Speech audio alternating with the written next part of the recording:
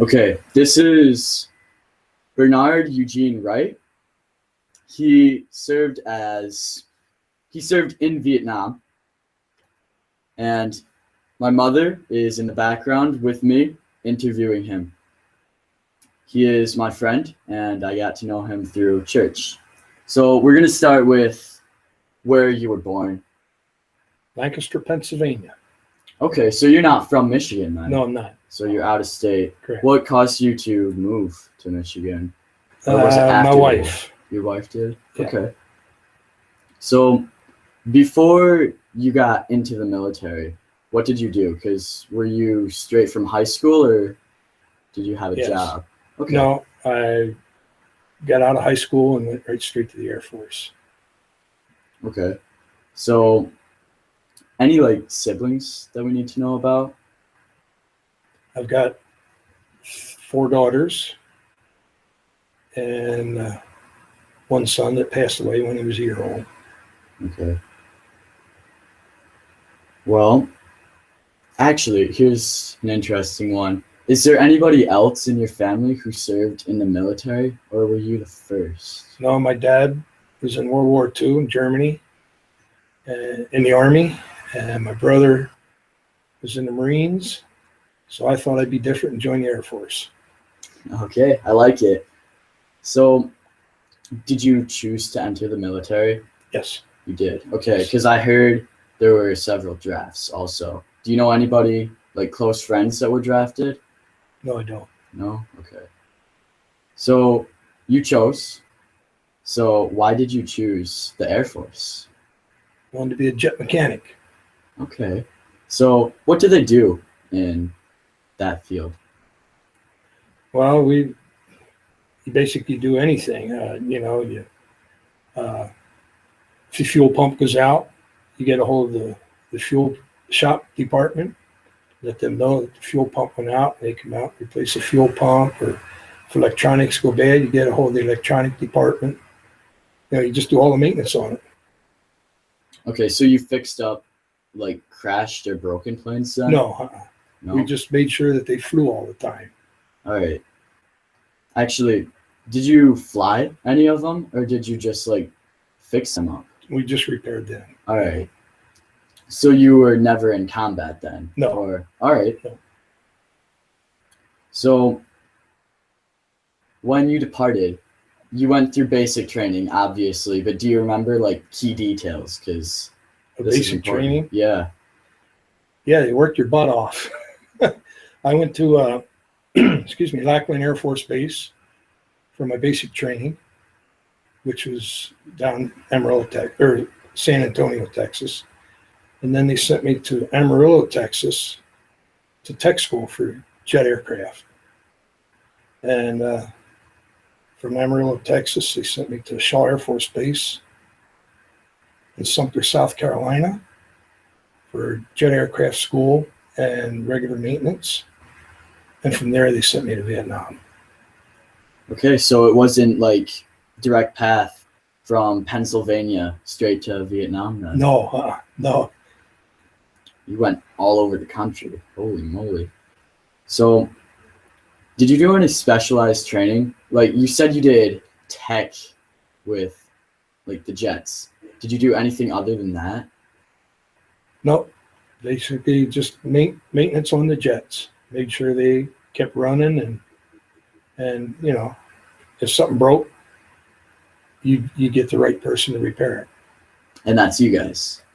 Well, yeah, if it was in our realm of what we could do, but like I say, if it's a jet engine, you had the jet engine mechanics.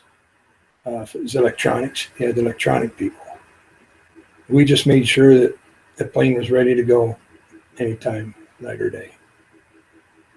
Okay, so you were probably one of the most important people in like creating the jets then? Not creating them, just making sure that they flew. Okay. So how was it like when, because you lived in Pennsylvania. When I think of Pennsylvania, I think of like easy life. You're probably on a farm. I don't personally know where you came from, but you moved straight into Vietnam. which was a pretty aggressive war. So how was it like moving into that? Well, you hated to leave the States. And like I say, I was at Shaw Air Force Base when I got my orders to go. And I was only there about 6 months. And it was kind of a shock. But they sent me to Thailand first. And that was flying missions over Vietnam. And then 6 months later, they sent me from Thailand to Vietnam, doing the same thing. Our aircraft photographed the enemy, and then they give the coordinates of where that group was to the F-4 bombers, and then they send the bombers in to bomb the group. So they knew exactly where the enemy was, and then they'd send the F-4Cs in to bomb. Okay, so did you like talk to higher up officials then? Because you said you got the coordinates from the F-4, not the F-4 bombers, but your plane. The pilots would go up, and when they'd take a photograph, it would have the coordinates and all of that. And then when they'd come back, we'd send the coordinates over to the headquarters. Okay. And what is headquarters? I'm just curious. It's where the high-ranking officials were, the generals, colonels, and they decide what to do, who to send. And, so our main job was just to keep those planes flying so that they could find where the enemy was at. So you said you served in Thailand and Vietnam, but like once you got back, how'd you feel about that? Oh, I felt good about getting back, that's for sure. But I was back 2 weeks, and my wife and I got married. And then a month later, they sent me back to Vietnam. They sent you back? Sent me back, yeah, for another 6 months. And that was harder than going the first time. Why was it harder? Was it because you got married? Well, I was married, and then you had somebody else worrying about you. Okay. And obviously that was hard to like get over that you're going to be in the military now, right? Yeah. I was there, and I wanted to stay in, but then when they sent me back the second time, I thought, I don't want to keep doing this, get home for a little bit and get sent back, get home for a little bit and get sent back. So I got out. So the first time, do you think it was easier or harder than the next time to adapt like to military life, to the barracks, to the food, to all the drills, I guess? Oh, it was hard to get used to the first time. Oh. I mean, you're right out of high school, and you got your PT courses and mess hall and all the other things that you had to learn. And but when I was out, I was only out for, like I say, a month and a half, and they had me go back overseas, and that was the hardest part because I was married then, and I was leaving a wife and my family for the second time, so it was harder the second time. Okay. The job was the same. I went back, and the second time though, we had to go out and recover some of our aircraft that crashed, and that was hard. Did you like make any huge friendships while you were out in the service? No, I was never an outgoing person as far as, getting me to know a lot of people and making friendships and all that. I pretty much stayed to my job, did what I had to. Yeah, I had friends, but not real close friends that I could say any of their names now. Of course, that was 50 years ago. Yeah, I mean, you forget it easily. Yeah. And you probably didn't focus on friendships as much as the war effort. Right, yeah. So how'd you stay in touch with your family? Like, did you talk to them? I was able to call home one time. Most of the time it was all mail, you know. But I think at Christmas time, they let you call home. So the first time, of course, I had to call my mother, you know, and then there was another time, I think for Valentine's Day, I got to make a call. I sent my mom a card, but I called, I guess, my fiance then. So would you say they like restricted how much you talk to your family then? On the phones, yeah, because you didn't have them a lot. You had to use the government line or something like that to call home, and you know, you just couldn't get on a phone any place around and call home. The government had certain times when they would provide phone lines and all that. You could call home Christmas and maybe some other holidays, but that was about it. But you could have unlimited mail then? Oh yeah, yeah. We got all sorts of mail. And was there like any other method of communication? No. No? Not that I knew of. Yeah. All right. So where were you when the Vietnam War ended? Were you still fighting or were No, you I was back? home. Okay. Yeah. So how'd you get home? Flew. You flew? Yeah.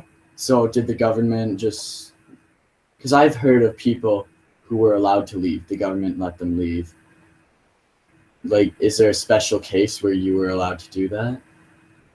They had what they called R&R, rest and relaxation. And when I was in Thailand, I could go to Bangkok, which I did. And they give you like 5 days. And we flew down there, a bunch of us on a C-130 Air Force. And we were there for the 5 days, and then they flew us back on the C-130. So it's kind of like military leave then. Right, yeah. Yeah, you couldn't just go any place you wanted to. They had specific places that you could go.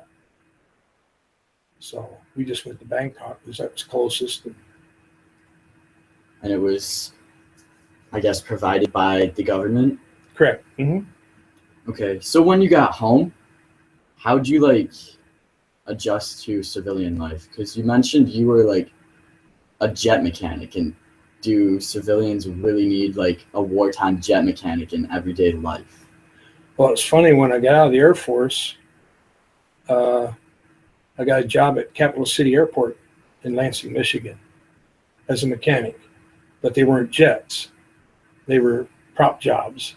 And there was a couple jets there, but they were privately owned planes. They weren't military. And I got a notice shortly after I was out of the service that because I was in my critical career field as a aircraft mechanic, my call-up rank was 1A, which means if they needed a mechanic in the military, I'd get called up right away. Oh, so you were first. So I was first because I was still in my field. And when I found that out, I went to Michigan State University to work as an electrician. Okay. I got out of the airplane business real quick.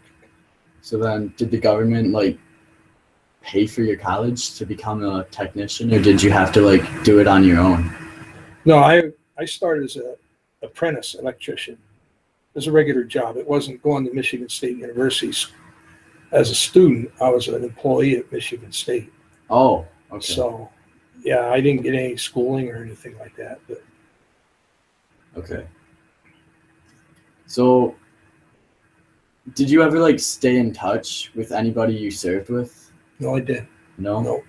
So you can't like, I think you said earlier you can't remember names because you don't remember them. Right. Literally don't remember. So, how do you think being in Vietnam and Thailand affected your life? Like, what do you think you knew out there? I wouldn't be as jumpy as I am now.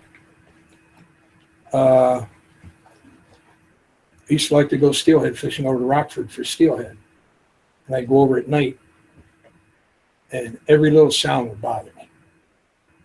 because it was dark and I get jumpy, not knowing if somebody was out there or not. And I still, every now and then, something will spook me, scare me, but I've gotten a lot better. When I first come home, I'd have dreams. I hate to say it, but I got in a fight with my wife one night. I was having a dream while I was sleeping and trying to get out of bed and crawl under bed, trying to get in the bunker. That's what I was doing in my dream, was trying to get in the bunker, and I couldn't get in it, but I couldn't get under the bed because it was too low to the floor. So, it was things like that, but eventually they've gone away. I haven't had too many bad dreams in a long time. Okay, well, that changes over time, obviously. So, what do you think you learned from the military? Discipline. Discipline? Yeah. If you didn't do it their way, you get detail, you get mop the barracks or clean shoes or whatever, But I learned that from my dad too, because he was in the Army and he was a disciplinarian as a father, So, but I think that's the biggest thing: discipline in whatever you're doing. If you're doing a job, you do it right. And if you're studying, you study hard. You do it the best you can. So, apart from discipline, because I kind of want to know, did you learn any life lessons other than discipline, that you still use today? Well, hard work. It's discipline. Discipline and hard work. Basically, anything you learn it by doing it regularly, and to me, that's discipline. But still being polite. Yes, sir. Yes, ma'am. No, ma'am. Yes, ma'am. Being polite to people, treating people right. So I don't know what to say. I think I've never heard of anybody going in Thailand before for the Vietnam War. I've heard of people going to Vietnam, obviously, but I've heard Cambodia also. But Thailand was really out there. I've never heard of that. Well, like I say, it was right, I wouldn't say right at the beginning, but we were flying the missions over Vietnam, and that was pretty much it. I don't think too many people knew we were there to begin with, right at the beginning. But eventually then they knew that we were there flying missions. And I'm just going to end with this. Did you learn another language? No. No? You stayed with English? I stayed with English. All right. Because I've heard of people learning Vietnamese and Chinese a couple times. Well, I worked with a guy at Michigan State that he spent a lot of time in Vietnam. And he knew the language really well. And he'd come up to me every now and then and say something in Vietnamese. I'd say, hey, we're in America. We speak English. I said, besides, I never learned it anyhow. So you were never taken as prisoner either, No. were you? Okay. All right. Well, thank you for your service. Oh, it was my honor. Thank you.